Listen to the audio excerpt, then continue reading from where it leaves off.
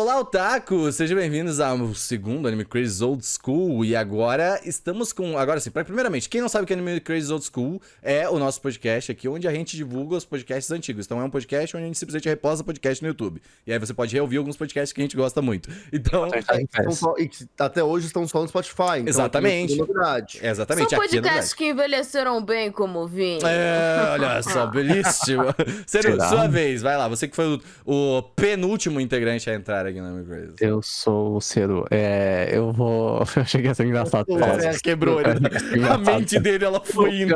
Pior que foi muito Five. Eu acho que vai ser engraçado você falar.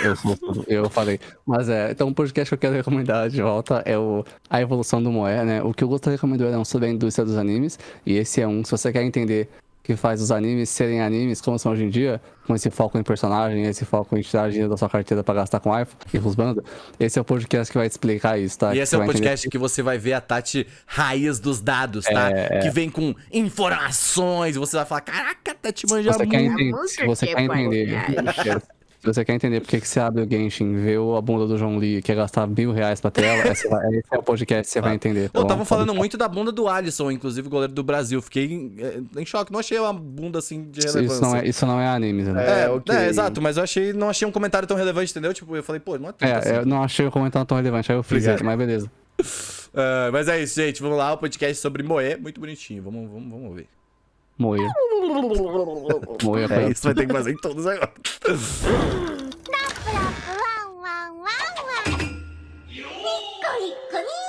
Seja bem-vindo ao Anime Crazy, o podcast mais maluco da internet. Olá, otaku, sejam todos muito bem-vindos a mais um Anime Crazy. Eu sou o Renan e... Moe is love. Nossa, é que isso. Coisa. Achei. Você podia mandar um Moe Mekyun, Moe Pyun, mas beleza, né? Ah, muito minha cara. Moe Kyun. Moe Kyun. Moe Kyun. Oi, gente, aqui é a Tati. E se o Moe não existisse, o Anime Crazy também não existiria. É verdade. Então, nossa, nós devemos muito ao Moe, por incrível que pareça. Muito amor ao Moe. Exato. É muito amor. É muito amor. Amor é crazy. Oi, eu sou o Ciro e aqui eu tô Animation é meu estúdio favorito de longe, cara. Não tem um estúdio melhor assim. Ah, por que será, não é mesmo? Nossa. Muito importante. Ciro surpreende total de 0 pessoas. Olá, pessoal, aqui é Augusta. E sobre Moe, eu não sou capaz de opinar. É isso. Nossa. Obrigada. Ótimo. Estou aqui fazendo a Glória Pires hoje. Nossa, muito Glória Pires, hein, Augusta? E hoje a gente vai falar do fenômeno Moe, dessa geração que veio desde Osamu Tezuka. Ele sempre aparece aqui, né? Então, hoje vamos falar do Moe, como que ele veio ao mundo e um pouquinho da história, e também o que é exatamente o Moe, de onde veio essa palavra. Como ele veio ao mundo, ele disse. Qual a definição? Como ele veio ao mundo, ótimo. Eu vim aqui nesse cast só pra aprender mesmo, porque tô... Ó, o Renan 2, ó. Eu vim pra aprender. Eu vim pra merendar e aprender.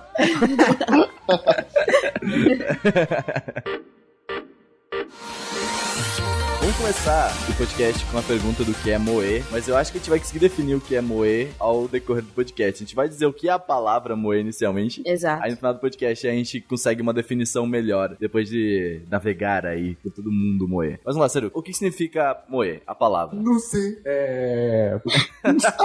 Moe é complicado. Aqui, na nossa pautinha linda, que a Paty colocou um monte de informações específicas, otakus, informações extras, nerds.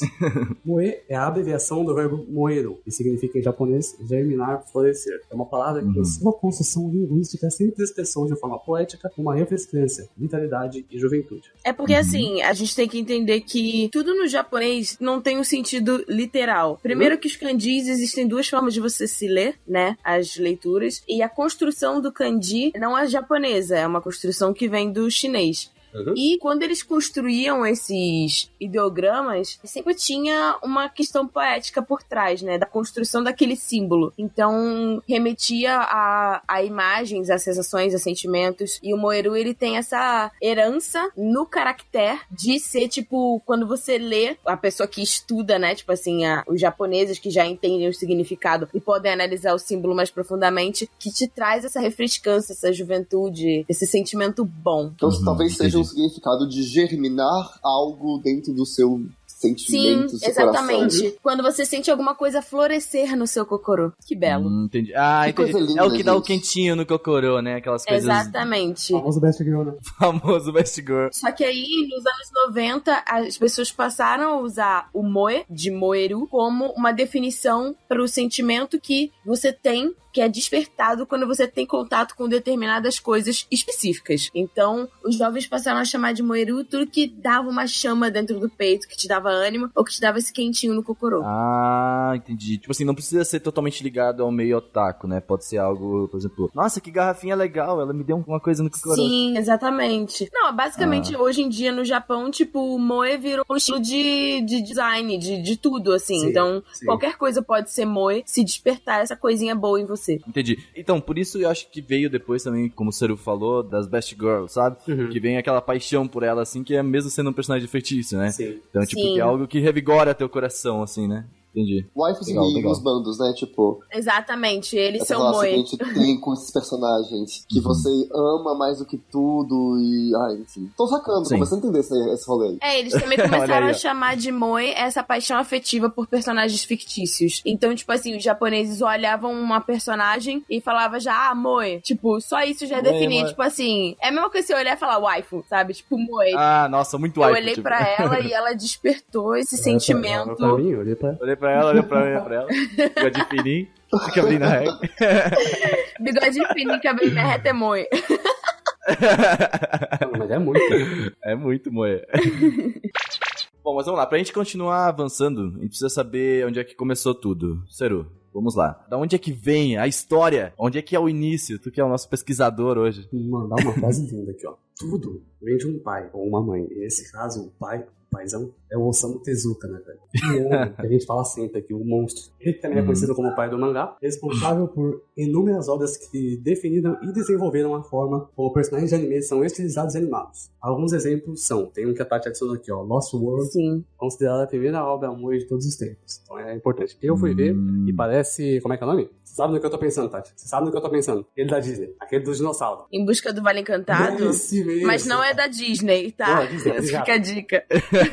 Mas parece. E é ótima referência. Anywho, depois tem Kimba do White Lion, que é bem famoso. Kimba, a gente já falou direto, a gente sempre fala desses, assim como o Kimba, Astro Boy. White Lion, o plágio de Rei Leão, ao contrário. É muito interessante, porque sempre que a gente comenta do Osamu Tezuka, a gente tem que comentar dessas obras que ele fez, porque elas meio que mudaram a forma dos animes existir, né? Trazendo tudo isso que a gente já comentou ali no podcast da história dos animes, que era trazendo essa coisa dos personagens terem expressões humanas e, né, esse conceito foi vindo dele, né? Exatamente. No Kimba, principalmente, mesmo sendo animais, eles ainda têm uma feição, eles parecem realistas, mas ao mesmo tempo são cartoons, entendeu? O Astro Boy, por exemplo, ele é um menino, realmente, ele não é algo tipo, nossa, a cabeça muito maior do que o corpo, essas coisas, não. Mas é um menino. Então, não, tu entendeu o que eu quis dizer, né? Ele ainda tem feições de uma pessoa real, sabe? Foi Sim, isso que o Osamu Tezuka trouxe pros animes. Isso é né? muito importante, porque além do Astro Boy, por exemplo, tem a Princesa do Cavaleiro, que passava aqui no Brasil. Ótimo desenho. Sabe, meu pai assistia quando era criança, então faz um bom tempo. Pássaro de Fogo, que é muito legal, é um mangá, né? O Hinotori. Pássaro de Fogo, caraca. Não é esse que você tá pensando. Tem Hinotori, que é um mangá bem antigo dele. E Dozador, acabou de ver, foi refeito. Dozador fez bastante sucesso. Tem uma música da Paula Fernandes chamada Pássaro de Fogo. Tem a música da Paula Fernandes também. Não, né? Juntos e Paula Shalom. Fernandes é boa. Juntos é e Shalom, não. Ele errou o Tezuka, né? O monstro, sabendo do sucesso que o Astro Boy tava fazendo com a molecada, sugeriu que o personagem devia ter expressões humanas. E isso é usado até hoje, cara. Assim, a Disney usa isso, não dá pra saber onde Disney começou. é moe, gente. Sim. Disney Um bom Moe. exemplo Moe de Disney. como isso pode ser alterado, a gente vai ver agora com o Rei Leão, né? Tem o clássico Rei Leão e vai ter o remake, né? Com o CG, com os bichos Live reais. action, não é um remake, eu acho. Não sei se pode ser chamado de remake. É quase, tá? Anywho, é CG e os animais não têm expressões humanas. Então, quando você for assistir, presta atenção nisso. Pelo clássico, uma das melhores coisas eram as expressões dos personagens, que tinham olhos e nariz humanos. E assim você conseguia se identificar com eles, se emocionar porque tinham expressões humanas ali. Agora não vão ter. Eu quero ver. Eu acho que vai ficar horrível, sinceramente. Mas ok, né? A gente tem que ir lá esperar. Caraca. Daí pra frente, ficou difícil encontrar uma produção que não utilizasse a estilização ao estilo de Tezuka. E realmente, né? É raro você ver um anime hoje em dia, até hoje, que não tenha esse quesito cartoonizado, esse quesito estilizado, né? Bem raro. Por exemplo, eu consigo pensar em que não consigo, entendeu? Tipo, é muito difícil. Não, tem Agretsuko. O Agretsuko, tecnicamente, ele é bem estilizado, ele é diferente, tipo... Sanryu, né? É, Sanryu. Sanryu é moe. Isso. É moe, mas ao mesmo tempo não tem essa parada de estilo que a gente comentou agora, tipo, levar mais pro realista, sabe? Até as obras mais sérias, por exemplo, Megalobox e tal, tem no fundo, sabe? Você encontra em alguns momentos. É complicado, cara. Mas, ó, me surgiu uma dúvida aqui, gente, ó. Levantando a mãozinha aqui, professores. O moe, ele é muito mais um estilo visual, gráfico, ou tem a ver também com a construção dos personagens, ou um misto dos dois? Chegar aí. Segura essa pergunta. Peguei, tá segura. Vai, avança, Levanta então. a mãozinha, fecha, dá uma segurada, a gente já vai chegar aí. Depois do Tezuka, porque assim, o Tezuka, ele tem esse traço que ele, de certa forma, é meio ocidentalizado mesmo, porque você consegue ver claramente essa inspiração que ele teve na Disney. Mas, caso vocês tenham curiosidade pra ver como que o traço foi evoluindo pra chegar no que a gente tem hoje, né, de anime e mangá, procurem um cara chamado Azuma Hideo. Eu chamo ele de o pai das bichos kawaii. Esse cara, tipo assim, ele não fez nenhum hit de sucesso, mas ele tem várias obras, só que o estilo de desenho dele é muito mais próximo com o que a gente conhece hoje sobre garotinhas kawaii de anime. Nossa, verdade, tô vendo aqui, hein? Sim. Caraca, muito. E ele é contemporâneo do Tezuka. Parece um traço novo, mas não. Ele... É da mesma época, um cara ele, que sim, talvez ele tenha estreou popularizado. profissionalmente em 1969. Então é mais ou menos da mesma época. Eu olho pro trabalho dele, tipo, o traço dele, e me lembra muito Rumiko Takahashi. Algumas coisas, claro. né? Bastante. Lembra bastante. Então, assim, com certeza, tipo, foi uma fonte de inspiração. O tipo do olho também, tudo. E aí, nos anos 70, quem chega? O outro pai dos animes, o Miyazaki, também foi muito responsável por, tipo, aumentar e fomentar essa cultura amor o Japão e começar a exportar isso pra fora do Japão também, né? Sim, com certeza. É, esse trabalho de exportar pra fora, Miyazaki, assim, batam palmas, né? É. Porque que homem. Exatamente. Isso não. E aí, depois do Miyazaki, na verdade, a gente vai falar de algumas obras que, tipo, marcaram esse cenário e construíram o cenário pra ser o que ele é hoje. E o primeiro deles, eu sei que vocês devem estar com o Evangelion na mente, mas Evangelion é bem mais pra frente. Segura essa marimba! Nossa, O primeiro dele foi Gundam, em 79, né? Que foi quando ele estreou na TV do Japão. E, na verdade, foi o primeiro boom de fãs de anime, tipo, apaixonados por uma série, a ponto de saírem na rua vestidos como os personagens. Não só vestidos como os personagens, mas também com roupas de merchandising, tipo roupa com os Gundam e tal. Sim, estampa. É porque nessa época não tinha ainda merchandising de anime como a gente conhece hoje. As pessoas faziam tudo de uma forma muito caseira, tanto cosplay quanto os produtos. Mesmo merchandising como conceito era uma coisa que estava se desenvolvendo. Star Wars ainda tava pra começar e estourar. E foi Star Wars que definiu essa indústria no mundo, né? Do merchandising, de como isso poderia ser lucrativo. Exatamente. Tem até uma história que o George Lucas, isso. Ele, em vez de pedir os direitos de Star Wars, da marca Star Wars, ele pediu os direitos de merchandising de Star Wars. Então ele ganha todo o dinheiro de Star Wars. É um visionário. Star Wars, tá ligado? Basicamente uma parte. Então, tipo, cara... É claro, porque foram ideias e personagens que saíram da mente dele, então tá certo. E ele foi realmente visionário. E é engraçado pensar que a gente nasceu e viveu sempre com essa questão de ter a camiseta do seu anime que você gosta, de andar com o acessório do anime, de fazer cosplay, e que isso é uma coisa que na verdade é muito recente, né? De você parar pra pensar. É isso. É isso. E acessível, né, pra um grupo de pessoas restrito também, principalmente aqui no Brasil. Tudo bem que agora tem a internet, né, o que facilita bastante as coisas, mas nessa época, em 79, no Japão, as pessoas faziam tudo caseiramente. E elas foram motivadas justamente pela paixão que eles tinham pela série. Caralho, então as pessoas começaram a se reunir em clubes e fazer pequenas convenções com fanarts, com doujins, com material de fã pra fã. Tati, assim como foi o começo dos eventos aqui no Brasil, a gente pode fazer esse comparativo, que era tipo só uma galerinha junta, tá ligado? Vendo uns mangá, trazendo o que eles tinham, fazendo as trocas. Exato. Né? Acho que aqui no Brasil, não sei se eu tô falando muita besteira, tá? Talvez você saiba falar melhor um pouco sobre isso, mas Cavaleiros do Zodíaco eu acho que foi o grande boom e trouxe sentimento no Brasil. Acho que até então não tinha uma marca que tinha conseguido, né, pensando em entretenimento, filmes, séries e desenhos, que virou essa febre tão grande. E a partir disso, abriu um caminho aqui no Brasil pra muitas coisas. Começou Cavaleiros, veio Pokémon, veio Digimon, e aí Dragon Ball, aí hoje Naruto, que é mais recente, né? Enfim, a gente teve uma grande massa de pessoas apaixonadas por uma série, por um desenho. Com certeza. Nos anos 80 também teve uma mudança muito grande, né? Desse movimento, assim, que foi um movimento de popularidade de idols e as bishoujo, né? né? Sim, exatamente. Tipo, é porque assim, o que começou a ficar famoso nos anos 70 foi essa parte de robô, né? De mecha. No entanto que depois teve o Macross em 82, que depois o Ciro vai falar um pouco, porque o Macross junto com o Gundam também foi tipo um marco. É engraçado que assim, os maiores marcos no Japão até hoje pra anime foi Gundam, Macross e Evangelion. Os três têm mecha. Japonês gosta de robô. Então, mecha, os três têm mecha e mina bonita. Então... Depois de 2050 não pode mais entrar em guerra com o Japão.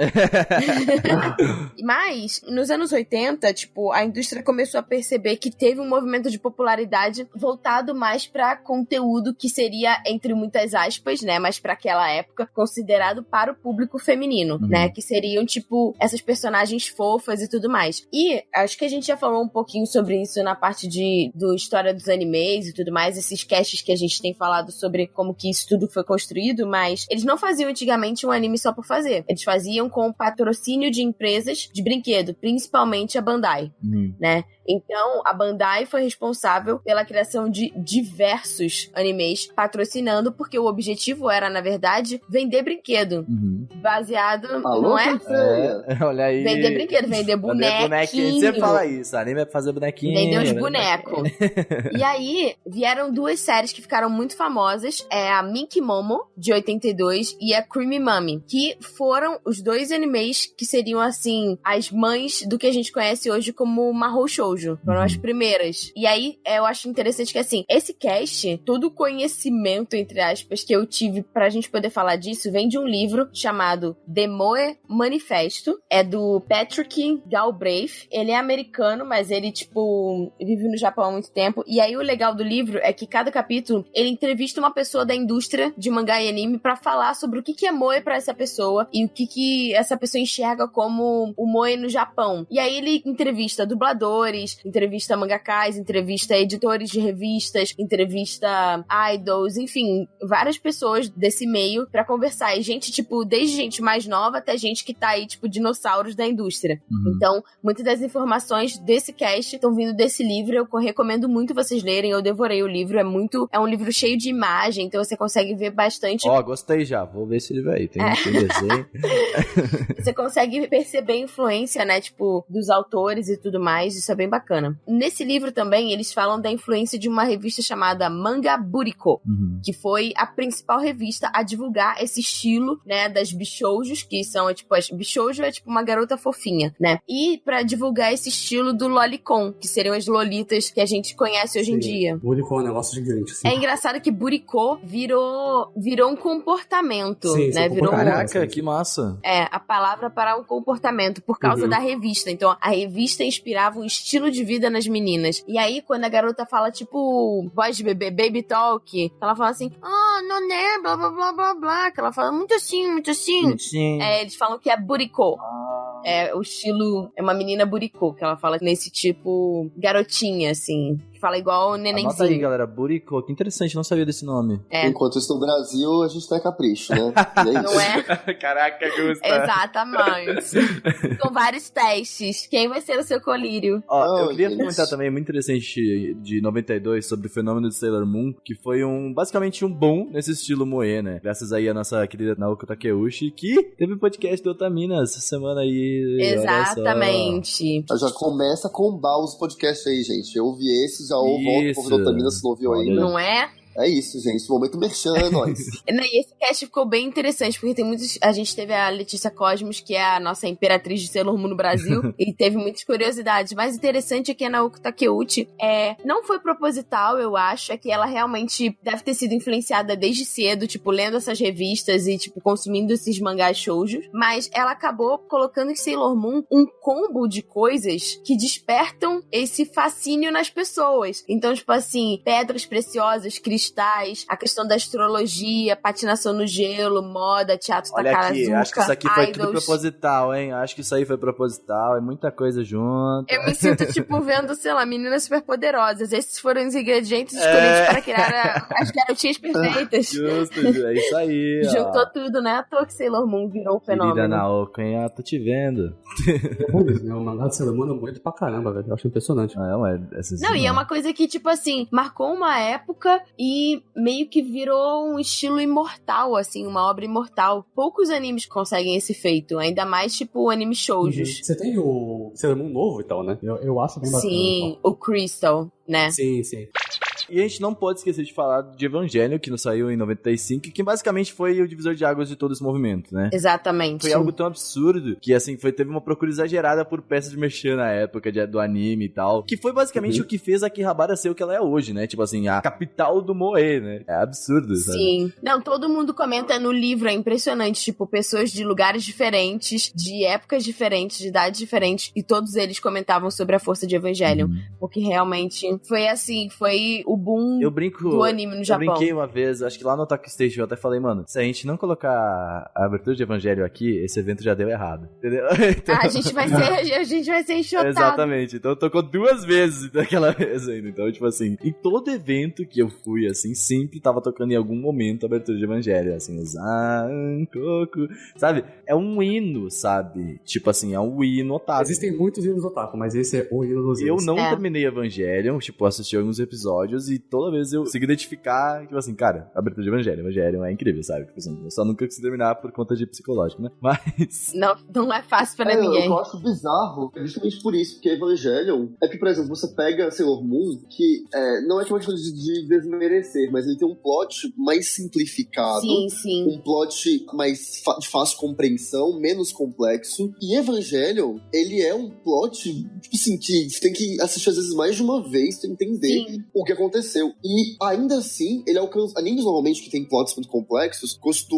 acabam ficando nichados. Ser menos populares, né?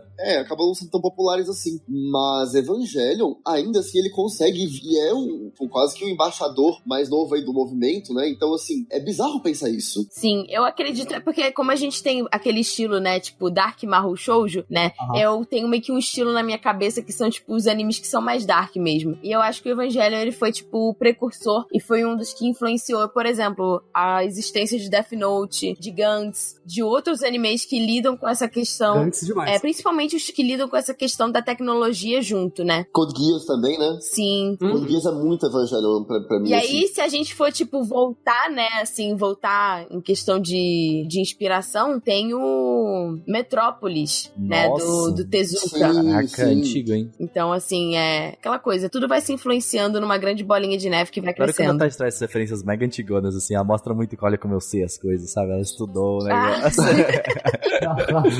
Arqueóloga de animes. Um bom exemplo uma boa palavra pra definir o plot de Evangelion é pesado. Pesadão. Já diria Dona Isa.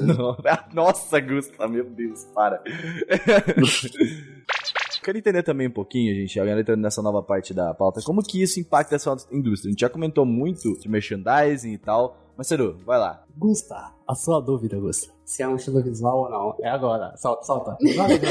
Soltei. Solta da mão, vai. Faz a pergunta de novo. Então, vamos lá. Essa questão do moe, ela impacta muito mais no estilo de design, uma coisa mais gráfica, ou também na concepção dos personagens, né? É isso que eu tinha perguntado. Então, inicialmente era isso mesmo. Mas, depois de um tempo, deixou de ser só um aspecto visual, né? Um estilo de criação visual de personagens. E tá na dublagem, tá na comédia, e principalmente nos arquétipos dos personagens, que é uma coisa grande em anime, né? E, então assim, pensar em moe, hoje em dia, faz a gente pensar em, sei lá, Nichijou? Nossa. Lolis? Esse tipo de coisa. Mas, não, tudo tá no moe hoje em dia. E uma coisa que eu quero que a Tati comente aqui. Por que a gente pensa em mocinhas fofinhas quando a gente pensa em moe? Porque a demografia da época em que esse conceito foi desenvolvido era, em sua maior parte, masculina. Mas, se eu saiba, por exemplo, o Sailor Moon foi feito pra mulheres. Então, eu realmente não sei como que essas graças com foco masculino, sabe?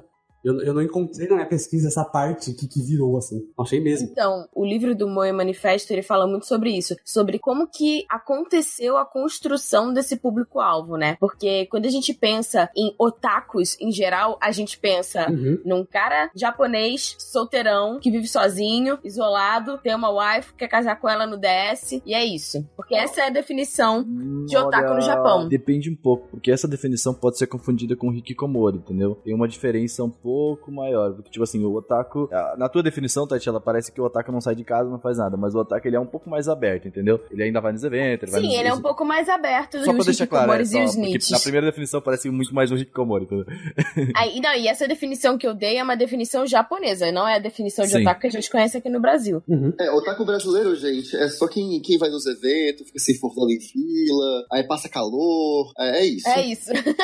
Bebe mup. Bebe muppies, corre de plaquinha, abraço grátis, aquela toquinha com aquelas orelhinhas gigantescas. Esse é o otaku brasileiro, não é esse que a gente tá falando. O otaku é feliz, o otaku brasileiro é feliz. O otaku brasileiro sai de casa pra comprar mangá. Exatamente. E representar a verdade. Exato, Isso. comer lamen. E aí é legal que tem um capítulo que eles fizeram, o autor do livro fez uma entrevista com um cara chamado Ito Kimiyo, que ele é um sociólogo especializado em, abre aspas, estudos masculinos, ou em japonês, Danseigaku. E o objeto de estudo da vida dele é o comportamento masculino. E a construção do comportamento masculino que foi mudando e muda de cultura pra cultura. Então, o que a gente entende como estereótipo de gênero masculino muda constantemente e que bom que tá mudando, porque conforme ele vai... A gente vai fazer um podcast sobre isso. Sim, a gente tem um podcast com o Léo Juan que a gente fala sobre isso. E aí, ele fala que esse ideal masculino no Japão, até hoje, contempla o que a gente chama de salaryman, que são aqueles executivos que são considerados homens produtivos no mercado de trabalho e que seriam considerados também na casa pra família como os provedores, né? Quem sustenta a casa. Sim. É o homem da casa que a gente roda no Brasil aqui, que o pessoal Exatamente. comenta, sabe? Tipo, é o cara que trabalha e a mãe no caso fica em casa cuidando da casa e fazendo tudo, cuidando dos filhos, né? Um asterisco bem legal sobre isso, pra quem quiser entender de uma forma bem divertida essa relação, essa visão japonesa do salaryman, é a Gretsuko. Verdade, Sim, caraca, sim. bem lembrado. Que Bem deixa lembrado. isso muito bem definido. Bem lembrado. E como que a sociedade enxerga isso. Então, só um adendo, que é muito bom, é muito divertido e ajuda a entender meio um pouco mais dessa cultura japonesa. E a gente tá falando de Japão, mas é um ideal masculino meio que global. Mundial, global o negócio. Global. Mas eu acho que a diferença é que no Japão isso ainda é tão... É porque assim, a gente vive num momento de mundo, de muita desconstrução, geração Y, geração Z quebrando paradigmas, mas no Japão parece que você tem uma barreira muito forte. Sim. E ainda é muito... Por mais que exista essa ideia e eles saibam dessa ideia, ainda há um apego muito forte a vivenciar isso. Parece uma coisa Sim. muito louca e diferente. Tem um mangá lá do pessoal do Pipoque Nankin, salve o pessoal do Pipoque Nankin, que chama Virgem Depois dos 30. É um mangá brasileiro mesmo. E tem vários casos, é bem pesado. E tem vários casos de japoneses, né, homens adultos, que não estão nesse ideal. Eles não conseguiram. E aí é eles sofrendo na vida e tal. É muito pesado, assim, dói de ler, mas é muito bom. Se você quiser sofrer na sua vida, eu recomendo. Funciona também. Achei que você não tá incentivando muito a galera a ler, sabe? Se você quiser sofrer... É um ótimo mangá, assim. É realmente muito bom. É muito bom, recomendo. E aí ele explica, né, o Ito Kimiyo, que nos anos 60 e 70 tinha uma ansiedade silenciosa entre os jovens sobre esse questionamento dos ideais de masculinidade, né? E qual que era a posição dos homens em relação aos vários conflitos que estavam acontecendo e que tinham acontecido. Porque, assim, se você for analisar anos 60, a guerra acabou em 45. As bombas e tudo mais. E aí já tinha Guerra Fria, então, assim, tinha Vietnã acontecendo, tinham guerras acontecendo na Ásia. É que as pessoas só lembram de Primeira e Segunda Guerra Mundial, né? Então, isso é importante de comentar. Tipo, a Segunda Guerra acabou, mas tecnicamente começou a ter várias guerras civis entre os países, assim. Sim. Em uma proporção um pouco menor, mas estavam sim acontecendo e matando gente, sabe? Não, e províncias querendo sua independência também. Isso, exato. E vale ressaltar que também, gente, o Japão recebeu uma fucking bomba nuclear. Exato. Fucking duas, né? Fucking duas, Hiroshima e Nagasaki. Sofreu um ataque, né, de 2 bombas nucleares. Eles saíram da guerra muito fragilizados. Nossa, a gente podia comentar um dia sobre isso, mas não pensar. Sim. Jogar sementinha aí. Chamar os historiadores, né? Exato. Acho Porque tem interessante. dois Então a lados. pessoa certa pra chamar, gente. Tem um mangá que se chama Zen, Pés Descalços. Olha, que fala esse sobre mangá, um moleque. sabe aquele do Seru, que ele falou assim, se você quiser sofrer, esse é esse, se você quiser morrer de tanto chorar, aí você lê, tá? Porque assim, Caraca. eu tive um breakdown pesadíssimo, mas necessário, mas pesadíssimo, Exato. lendo esse mangá. Como é o nome? Desculpa, eu vou anotar aqui. Game Pés Descalços. Game Pé de Calços e a do Ó, Nakazawa, da do hora. Keiji Tem um Nakazawa. filme, tem um filme Tem um completo. filme? Tem um filme completo aqui, Game Pé Descalço, Higashi no Eden, em 1983. Tá no YouTube, mano. E, tipo, se não me engano, se não me engano, ele é bibliográfico. Baseado em fatos reais. Bom, de certa forma mas eu acho que, tipo assim, porque são 2 irmãos, né, os personagens principais da série, e eu acho que, tipo, é ele mesmo, a história é baseada nas experiências do próprio autor Nakazawa, já que ele próprio é um sobrevivente da bomba lançada em Hiroshima. O que deixa tudo muito mais pesadão. Pesadão.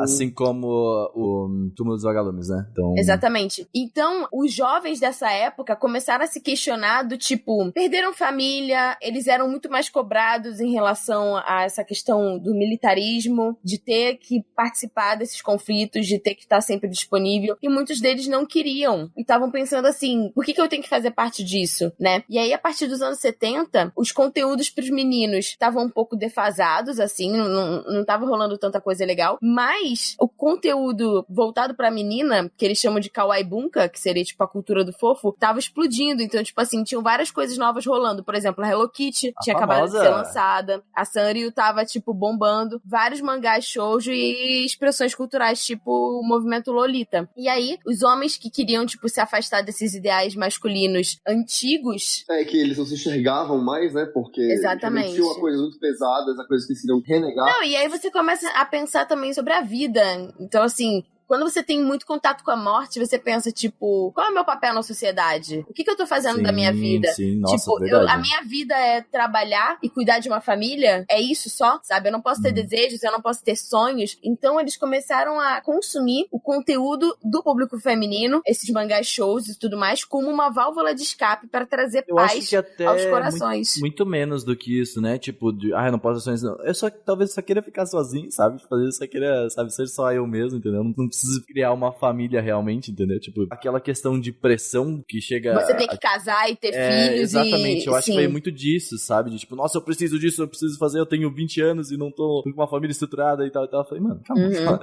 Bateu a pressão e a válvula de escape. Bateu a bad. Exatamente.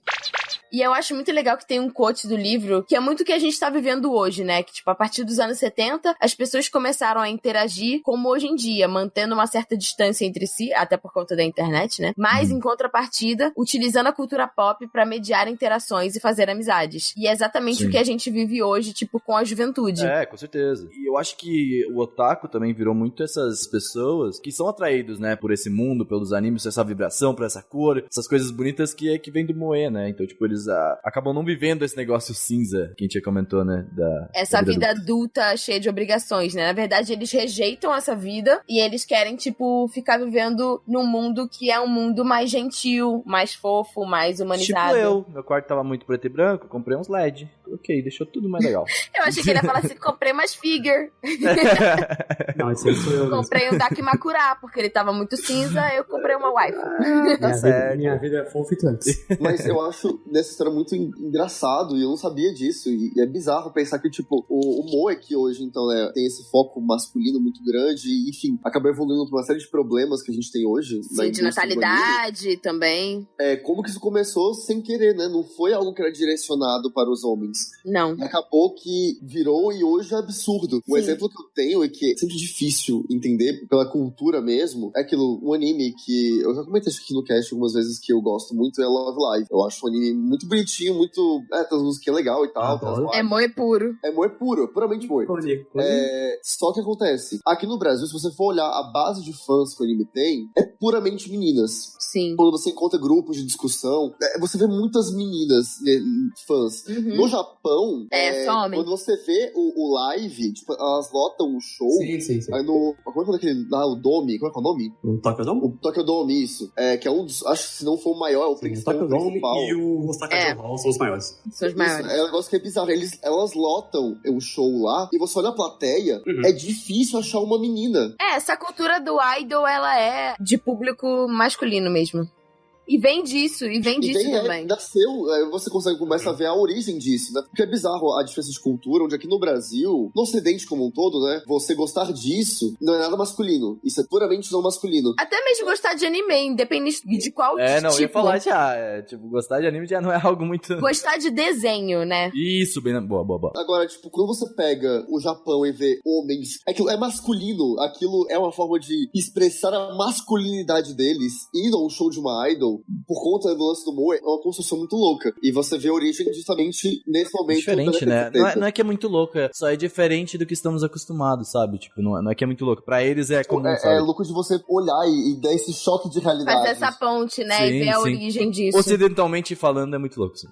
Tem uma outro pedaço do livro que ele fala que o moe é mais visível no Japão por conta desse excesso de homens solteiros que se afeiçoaram pelos mangás, animes e games. E o Japão é provavelmente o único lugar do mundo que produz esses personagens de forma proposital para que eles sejam um alvo pro amor, né? Então, assim, eles criam personagens justamente para despertar esse sentimento moe nas pessoas. Fora que também o mangá e anime fazem parte da cultura pop do Japão. Então, as pessoas são constantemente expostas a personagens 2D em qualquer tipo de merchandising, em qualquer lugar que você anda na rua, tem um monte de... É uma linguagem que faz parte do cotidiano das pessoas. Até os uniformes escolares viraram isso, né? Sim. Não, e se a gente for analisar personagens de anime, no geral, principalmente femininas, qual é a roupa delas normalmente? São os seifuku, são os uniformes marinheirozinho, né, que a gente conhece. Tanto que é muito interessante isso, só um comentário rápido, que tipo, até tem várias cenas, eu já vi isso em vários manga shoujo, das meninas fazendo os moleques usarem os uniformes de marinheiro, né? Tipo, eles, nossa, eu quero ver como vai ficar, tipo, um homem usando isso. Fazendo um cross ali. Exato. E aí,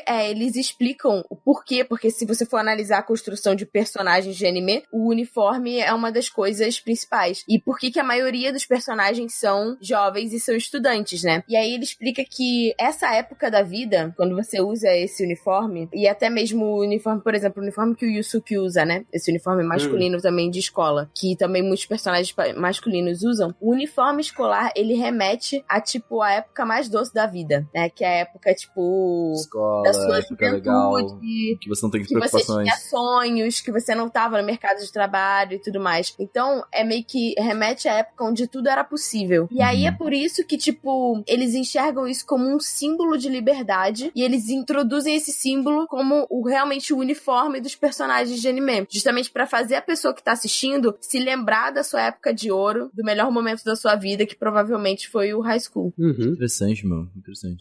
E agora, vocês devem estar se perguntando quem são as precursoras, né, velho? As old top wife, as Gisele Bündchen do mundo A das Gisele Girls. Bündchen. A Gisele do animo. Bündchen Moe. Então, um primeiro exemplo que a gente tem que é bem grande, que é até um primeiro exemplo que até eu assisti esse negócio, mesmo não tendo nascido na época, é óbvio, é a Lana Invader, de Urusei Yatsura. Sim. Sim, e assim, é fácil. Ela é um pouco apelativa, bastante, na verdade, né? Ela é uma alienígena que chega na Terra. É da Rumiko Takahashi, isso, Tati? É da Rumiko, é. Tá, beleza. Da autora de Inuyasha. Sim, e ela tem que... É um pega-pega que ela brinca com o protagonista, Sim. tipo isso. E aí tem infinitos alienígenas e ele tem que conseguir pegar ela e tal. E aí ele começa a fugir. É uma comédia legal, mas... Personagem... Né, tipo assim, eu acho que ela foi uma das primeiras waifus mesmo, porque Sim. ela tem, além dela ser, tipo, visualmente apelativa, o que na Muito. época não era tão comum assim, e a Aham. Rumiko, tipo, brinca muito com isso, porque, tipo, vários homens começaram a fazer esse tipo de personagem, e ela pensou, porque uma mulher Sim. não pode fazer isso? Então ela, tipo, criou também personagens um pouco mais apelativas, e também por ser, tipo, essa coisa da exotic girl, sabe? Tipo, a menina exótica, que ou é uma menina demônio, ou é uma vampira, ou é uma alienígena, ou é uma deusa. Então, assim, ela introduziu também essa questão. A estudante transferida não pode ser considerada já uma parada mais leve disso, da Exotic Girl? Sim. É uma forma preguiçosa de introduzir personagens na história, mas isso aí... Você tá falando aí, eu senti um direto nesse coisa aí, ó. Tá? Tem que ser mais legal. Outro exemplo que a gente tem, esse é grande, é em Macross, né? Um grande anime de mecha, tem a Lin Minmi. Essa que provavelmente é a primeira idol dos animes, que, nossa, é uma diva, né, velho? A Lin Minmi é demais, cara. As músicas que ela cantava eram boas, e tem uma cena de Macross que tá no meio da guerra. Ela tá no meio da guerra cantando, tipo, bizarro, assim. Mas é lindo, cara. E a galera gostava demais da Lin Minmi. É porque nessa época do Macross, que foi 82, foi tipo meio que o boom das idols. Passava as idols cantando na TV e tudo mais, e tipo o boom da televisão no Japão. Então, faz muito sentido eles colocarem uma personagem no anime que é uma idol. Ah, total. Até hoje fazem isso, então, tipo... Pois é, aquela menininha lá do Overwatch, que eu sempre esqueço o nome dela. A diva, né? A DVA, isso. Ah, verdade. E aí a gente tem a dupla de monstros, né? Asuka e Rei e Evangelion, né? A dupla de monstros, caralho. Além dispensa comentários, né? Ela criou um tipo novo de personagens. Você tem, sei lá, a Nagato Yuki de Suzumiya aqui no Yuki, aquela personagem que não fala nada, que não tem expressões. Como é que é o nome dessa dele?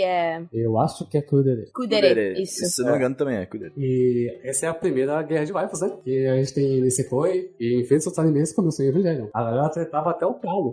Não, mano, Nisekoi eu e o Seru brigamos todo rolê. Não é isso aí, velho. Porque o modelo é melhor. É, porque pronto. A Asuka e a Rei foram as primeiras, cara. Sim. Vai rolar agora. E eu ouso dizer que elas são, tipo, as maiores waifus do Japão até hoje. Possivelmente. Meu tio, que é um otaku da geração passada aí, ele era muito fã de Evangelion, e ele me deu umas clipes que ele tinha. No meio desses clipes, são várias, tinham 4 da Arei. Então, assim, ela é uma grande wife, assim, dessa época aí, claramente, né? As pessoas gostavam muito. Agradeço o tio do Seru, se não fosse por ele, o Seru não estaria aqui hoje. Isso é verdade. Mas é uma boa personagem, assim. De tudo que eu vi de Evangelion, a Arei é top wife. E uma coisa que eles falam também dessa questão do Moe, porque, tipo, o Moe também foi, como é que eu posso dizer? Rebaixado no Japão, principalmente no final dos anos 80 e início dos anos 90, que foi o mesmo momento que os otakus, o termo otaku foi, tipo, rebaixado, né? Porque teve acho alguns que a gente casos aí, né? Sim, teve uns casos bizarros. Porque, assim, o Japão sempre foi conhecido como um lugar seguro. Então, a partir do momento em que acontece um caso super brutal, Fora da curva, né? Eles precisavam justificar o porquê que aquilo estava acontecendo. Então, em 89, um cara chamado Miyazaki Tsutomu, ele... Não confunda, por favor. Não ligue pelo nome. Ele era um serial killer e ele matou 4 garotinhas. E aí, quando eles foram, tipo assim, analisar a casa dele pra traçar o perfil, quem é esse cara e tudo mais, eles notaram que tinha várias fitas de VHS no quarto dele, sendo que, tipo, eram fitas de filme, nem era fita de anime. E ele produzia fanzines, tipo, era o hobby dele. Aí rotularam ele como otaku, e aí isso acabou manchando o termo pra sempre, né? Então a mídia começou a falar que ele cometeu o crime porque ele não conseguia separar a realidade da ficção. Vamos fazer um comparativo ao brasileiro, que é tipo assim, toda vez a gente tem lá a Record, foda-se os patrocínios deles, não quero. Tipo assim, eles estão sempre fazendo o comparativo. Os gamers, eles vão influenciar, os games vão influenciar o seu filho. Sim, games violentos. Sabe, tira isso da sua casa. É natural do ser humano sempre buscar uma culpado, né? explicação. A gente tem que ter uma explicação lógica e tem que ter algo que a gente possa apontar e... É uma forma de a gente se tranquilizar, pra gente poder tirar, em vez de resolver o problema, de pensar, de dedicar tempo a isso, você só atribui alguma coisa pra poder seguir sua vida em paz. É uma proteção nossa do cérebro, né, em busca disso. E a mídia, né, os jornais, enfim, usam muito esse recurso nesses grandes casos, pra você poder... Que normalmente é o tabloide, né? Porque você nunca é um motivo raso e um motivo simples. E normalmente você encontrar o motivo real de um crime brutal, você demora muito, muito tempo. E a sociedade não tem esse tempo pra poder digerir a situação. E a especulação vende, né? Exatamente. Claro. Então você tem que falar, tem que dar um culpado fácil. Então aqui no Brasil, fazer esse paralelo, sempre é como teve o caso eu não sei se foi no início do ano. Enfim, o último caso que teve, né, de adolescentes que... Na escola e tal. Na escola e tudo mais. Foi no início desse ano, lembrei. E aí, novamente, os games voltam, e aí tem toda uma questão, porque os games violentos que a pessoa jogava, a pessoa, tipo, às vezes só tinha instalado o jogo no PC e era isso. Jogou 2 vezes, mas tinha o jogo no PC. Talvez às vezes nem ele que jogou, né? Tipo, um negócio tipo, outro amigo veio e instalou o negócio, sabe? Tipo, não sei, eu não gosto de caso dessas coisas. É complicado, né? No Brasil. Pois é, e isso gera todo um problema de preconceito da sociedade com relação a um grupo de pessoas. Eu lembro da época que falavam mal de Yu-Gi-Oh!, lembra? Que eles falavam mal das cartinhas de Yu-Gi-Oh!, coisas do demônio e tal. Sim. E tipo, nossas mães jogavam os bagulho fora. Eu lembro que o Jack teve uma história dessa, que a mãe dele jogou todas as cartinhas dele fora por causa da TV. Tipo, absurdo. Então, assim, é complicado porque realmente é um caso que manchou o termo e até hoje, né, ele tem reflexos... É meio pejorativo. Total. E é muito louco porque, tipo assim, eu sabia desse caso e aí o Seru trouxe um outro caso que é super recente, que eu não fazia ideia que tinha acontecido. Sim, eu fiquei sabendo agora também, muito novo. No dia de lançamento desse podcast, fazem umas 2 semanas, vamos lá. Takaoka Yuka não é a Takaoka Yuka que interpreta a personagem Ultraman, tá? O Sanji também, é outra mulher. Ela esfaqueou o namorado dela porque ela amava muito ele, segundo ela, e depois de esfaquear ele, ela disse que queria morrer também. Ela falou que precisava fazer isso porque ela gostava muito dele. Isso é ela que disse, tá? Provavelmente tem alguém admirando isso. Certeza que tem alguém, tipo... Então, não, essa é a parte principal. Ela esfaquear o namorado dela, assim, infelizmente, e muito infelizmente é comum, tá? Vocês sabem que é. Sério? E, claro que tem muita gente no mundo, Renan. Não. Entendeu o que eu quis dizer? E ela tá sendo vista na internet como a Yandere da vida real. É óbvio que aconteceu a comparação. Nossa, e mano. tem gente admirando isso, é claro. E romantizando, né? Passando pano. Não passando pano.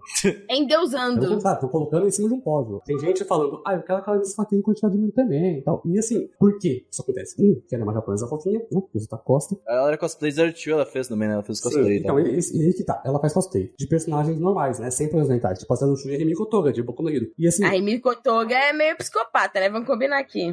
A Zero Tio também, irmão. Tá loucão? E aí que tá. A comunidade instantaneamente fala que é legal, né? E tem, assim, tem parcela da comunidade assim, tem parcela que ainda pensa e tá caindo em cima dessas pessoas porque elas são estúpidas. E aí a polícia do Japão vai chegar lá, vai cair no anime. Óbvio que vai cair em cima do anime a culpa, porque ela fazia cosplay dos personagens e tal. E tem uma foto, tem várias na verdade, né? Tem a foto dessa cena. A polícia chegou no lugar, encontrou Takaoka com suas pernas cobertas de sangue, sentada, fumando um cigarro e conversando no telefone, com o corpo da vítima ao seu lado. A outra foto que eu encontrei é dela entrando na van, né? Depois a polícia chega lá e olhando pra câmera. Nossa, ela tava sorrindo, ela tava muito feliz, assim. Então, assim... Tô vendo aqui a foto, mano. Que absurdo, velho. Você procura a foto dele entrando na van. Assustador, velho. Assustador. Ela é uma completamente louca. Ela tem sérios problemas mentais, né? O que mais me assusta, né? O que mais me incomoda nessa notícia é que tem gente achando legal. Assim, a vida de uma pessoa foi fortemente ameaçada ali, tá bom? O cara não morreu? Quase morreu. Não morreu? Muito quase. Achei que ele tinha matado. No hospital em Shinjuku lá, muito mal, assim. Eles faqueou ele muitas vezes. E assim, bizarro, né, cara? Tipo, não gostam disso, pessoas, tá bom? E às vezes a vida real não vivem numa terra proibida de lamen lá, que nunca vai chegar a você. Nossa, que louco! Tipo, estão fazendo o desenho da mina e escreveram assim, Real Life Yandere, Real Life Waifu.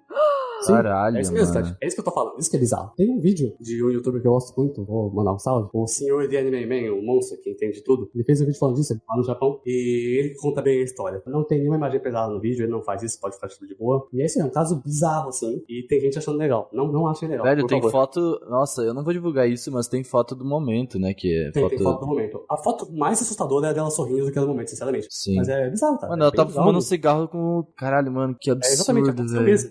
Aconteceu mesmo, cara. E faz 2 semanas. Chocada. Caralho, mano. Gente, é complicado isso, porque aí é que entram as discussões, né? Tipo, do... Volta de novo, né? O quanto que também há uma super exposição desse... Não é uma super exposição, mas um over que a própria indústria promove em cima desse tema e qual que é a responsabilidade da indústria em cima disso também, são discussões que são importantes. Sim. E que provavelmente vão ser deixadas de lado só pra dizer, a culpa é que existe anime, então é isso. Uhum. Caraca, que loucura, mano. É porque tem os dois lados da balança, tipo, Sim. A gente não quer ser rotulado pelo conteúdo que a gente consome, mas ao mesmo tempo parte desse conteúdo é bem tóxico e, de certa forma, o que a gente consome, dependendo do seu nível de discernimento mental, pode te influenciar em algum nível. Total. Vamos melhorar um pouquinho a vibe. Os ânimos. Vamos melhorar um pouquinho, Seru. Afinal, o tema é moe, né? Exato. Pode Uma melhor parte pro Seru, que é, cara, Kyoto Animation, que popularizou. Ela mudou o mundo moe, cara. Ela pegou o moe assim, ela jogou ele pra cima, deu uma bica, ele explodiu no céu e choveu no mundo. E surgiu um arco-íris. Virou o mundo moe. O Hotwire foi rusbando assim. A Kyoto Animation é uma das melhores coisas do mundo, cara. Eu gosto muito deles. Então, até chegar a Kyoto Animation, ninguém ficava falando moe.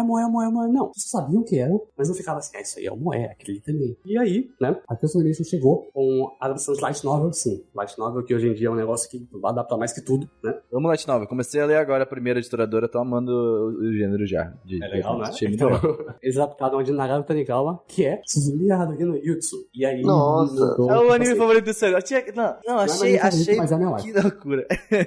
E assim, o anime tinha tudo que precisava pra ter sucesso, né, na época. Personagem carismática, boa animação, música popular japonesa da época, que era uns rock meio pop assim, e tema de encerramento com os personagens dançando, que a gente acabou de ver aí em Kaguya-sama, por exemplo. Sim. E assim, essa é uma frase bonita. Era realmente o começo do que a gente conhece como a Era Dourada dos animes. E vai ter cast sobre isso ainda. Então, A Era Dourada dos animes, no caso, né? sim, vai ter cast sobre isso. Vai ter? Vai, claro, tem que ter, cara. Isso é bem bonito. É interessante porque, por exemplo, nesse anime, né, no Suzumi Haruhi no Jutsu, a Kyoto Animation ainda tinha um ponto de elemento sobrenatural na história, né? A Haruhi é uma deusa. Sim. A Yuki é uma alienígena. A Mikura é uma viajante do tempo. O Koyomi...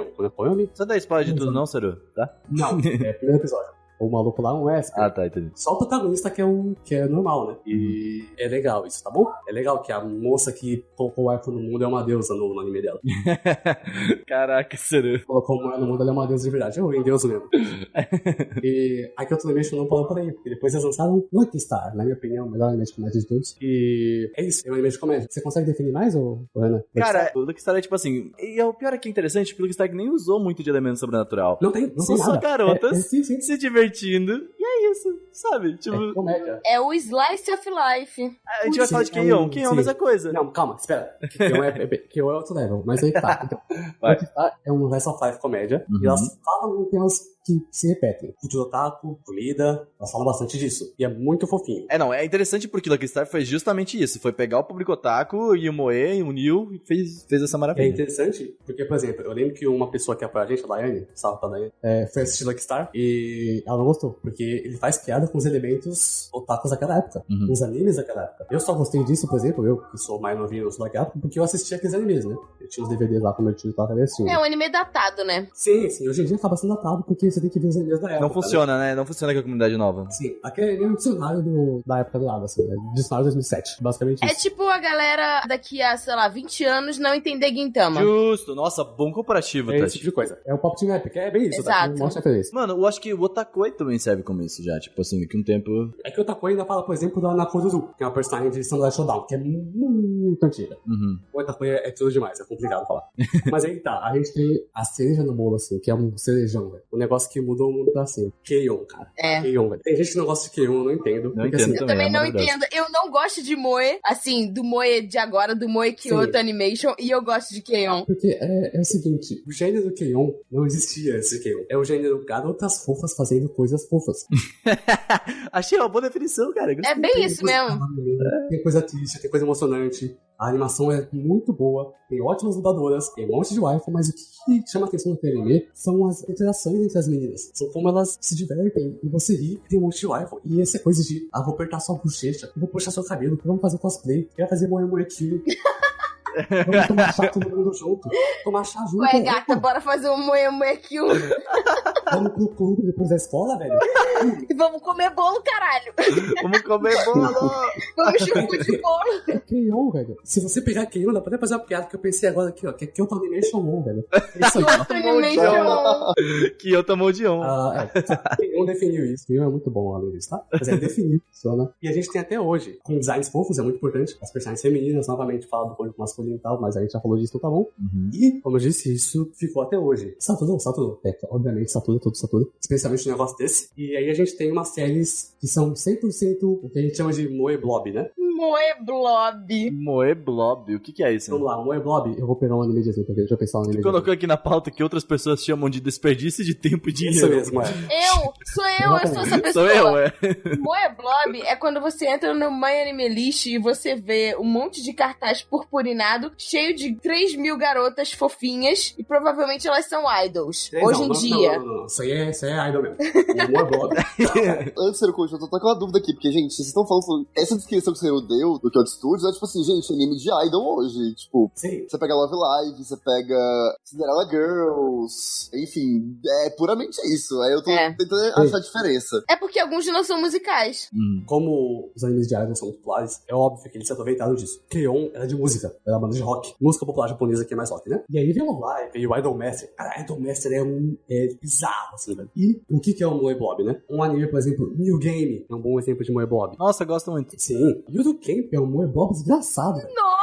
Caraca. Só que o Yudo Camp, ele pega o gênero Yashiki, né? Que é aquele gênero curatório. Como é um gênero de quê? Yashiki, que é aquele gênero curativo, ou curatório. Eu acho que é curatório. E ele te deixa bem, te deixa Ah, tá, felizinho. entendi, legal. Aquele da Antártica também. Mas esse, como diria o Sr. Gigak, né, que todo mundo gosta, são garotas fofas fazendo coisas muito legais. E não coisas fofas. Entendi. Que é um ótimo anime e emocionante. Mas é isso, cara, Moe Blob. Pô, mas viajar é uma coisa fofa. Só que é muito legal. A Antártica não é fofo não, é bem difícil, na verdade. Por exemplo, como é que é o nome? Fate Joe é quase um Moe Blob, só que ele é bom. É meme aquele negócio. Sim. Esses animes de comédia e slice of life que tentam fazer, mas não colocam nenhum elemento bom. Acaba não excedendo em nenhuma parte. Por isso que eu não consigo mencionar. Eles são ruins e a gente não lembra deles. Caraca. Por exemplo, o Justin Chan Dropkick de uns temporadas atrás, ninguém lembra. Esse tipo de coisa. Então podemos dizer que o anime Moe está em extinção, é isso? Não. Os bons. Eu acho que, tipo assim, puramente, porque não dá hoje em dia pra você definir uma coisa, tipo, 100% Moe Blob. Sim. Então, tipo assim, o Moe sempre vai existir. Tá em tudo, né? Porque tá em tudo. O Moe é o Cat Café, é o Maid Café, é o cosplay, é tudo. É tudo. Mas assim, tu falou do próprio Moe Blob, cara, toda temporada tem vários aí, é só você que tem que acompanhar um pouco mais aí. Não é que o Moe Blob é quando é ruim, cara. Ah, entendi. Então, justamente. E a gente tá numa era meio saturada, então, do gênero comum do Moe Blob, Sim, com certeza. e aí por isso que igual o lance com os isekais, né? O próprio de Idol, a gente também tá saturado de Idol. O problema é que o sim, Japão sim. só tá, tipo Jesus. assim, just bring it. Querem mais. Eles querem mais, Nunca gostei de Idol, não gosto. Igual eu com o Moe achei, cara. Você pega os Moe Blob da vida aí, tá, mas você tem os Moe achei. É verdade. Os Moe, por exemplo, bons, tipo o Ken, cara, eu quero mais, velho. Tanto que vai ter segunda season aí. Muito obrigado, já. Ótimo. É tipo isso. Mas eu acho que é muito isso. Tipo, o que funciona agora são esses animes Moe que são curativos, porque Sim. não tá fácil pra ninguém. Nossa, justo. É verdade. Então o anime cada vez Eu mais... acho que está na era mais desgraçada mental da humanidade. Exatamente. O anime É cada isso vez aí. mais vai ser válvula de escape. Olha aqui, ó. Toda vez que o Twitter, vamos assistir um episódio de Camp. Beleza. Vai precisar de mais 30 temporadas.